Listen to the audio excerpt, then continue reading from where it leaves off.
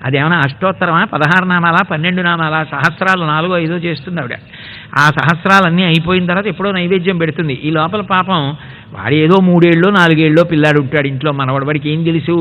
వాడు వచ్చి నానమ్మ ఒక్క బూరి పెట్టవా, ఓ బూరి పెట్టవా అని అక్కడ కూర్చుంటాడు. తప్పు, దేవుడికి పెట్టాలి, పెట్టకూడదు, పోతలకి అని కోడల్ని పిలిచి వీడి తీసుకుపోని. మాట్లాడకూడదు కదా, సౌజ్ఞలు ఏదో చప్పుడు చేసి గట్టిగా అంటుంటే వాడిని ఈట్ చేస్తూ ఉండడం, వాడు మళ్ళీ వస్తూ ఉండడం.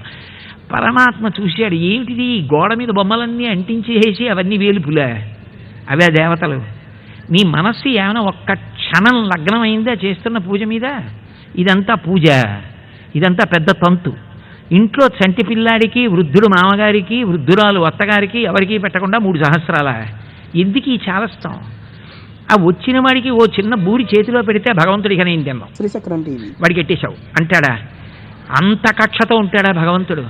ఆయన